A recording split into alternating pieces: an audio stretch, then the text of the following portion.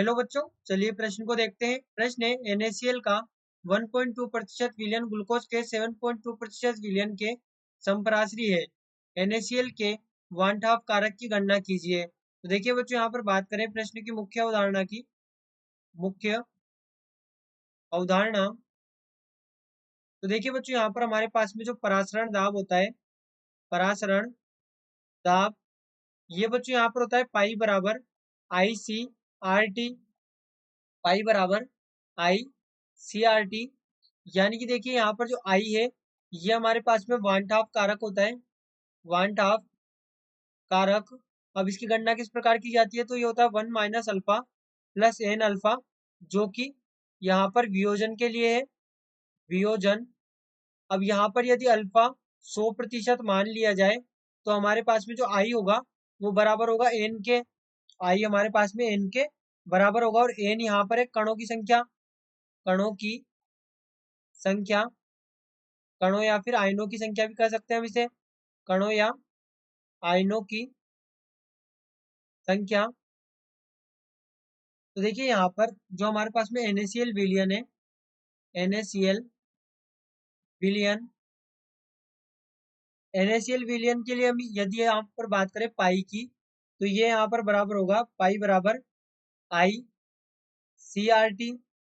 यानी कि यहाँ पर जो C यानी कि कंसंट्रेशन है, इसको हम किस प्रकार से लिख सकते हैं, यहाँ पर देखिए इसे यहाँ पर लिखेंगे।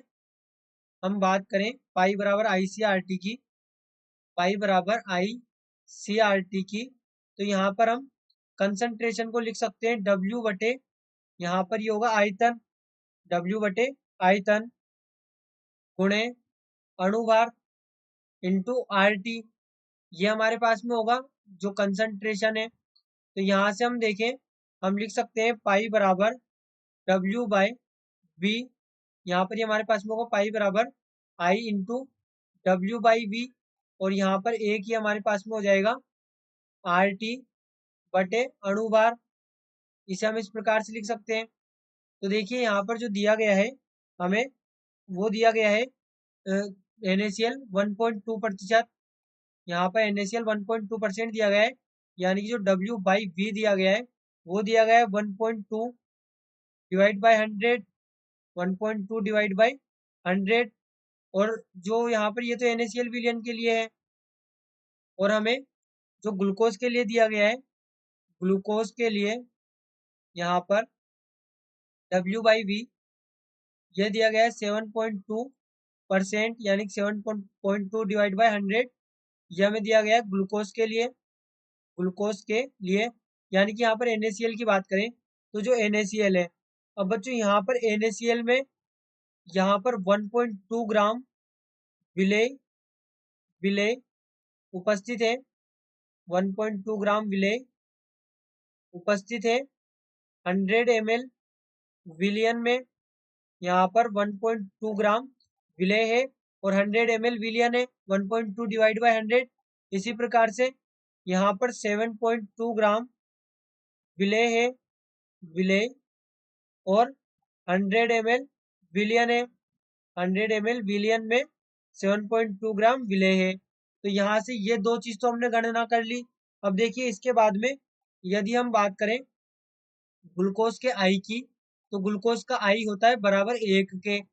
यहाँ पर ग्लूकोज का जो आई है ये 1 के बराबर है, क्योंकि ग्लूकोज का वियोजन, वियोजन नहीं होता, नहीं होता, इसलिए इसका आई हम 1 मानते हैं।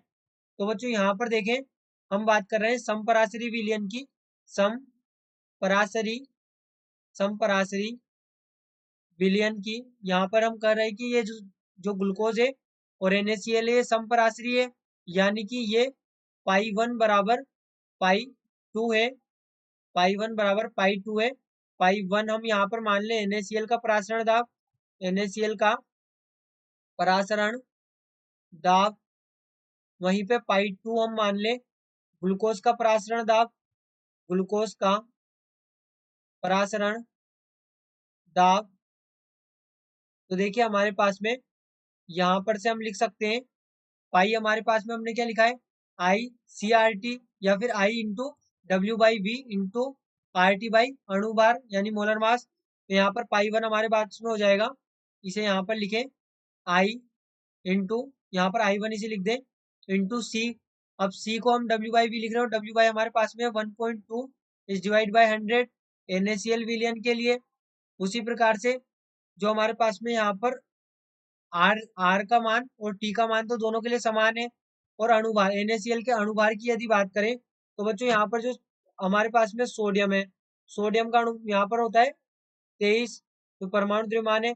इसी प्रकार से जो क्लोरीन है इसका होता है 35.5, यानी कि टोटली हो जाता है 58.5। तो यहाँ पर हम लिख सकते हैं 58.5 और यहाँ पर ये होगा जो ग्लूकोज के लिए हम I को 1 लिख सकते हैं और जो WB है वो है 7.2 is divide by 100 into RT इस डिवाइड बाय। अब देखिए जो ग्लूकोज होता है हमारे पास में, जैसा कि हमें पता है कि जो ग्लूकोज का अणुभार यहाँ पर होता है वो होता है 180 ग्राम प्रति मोल।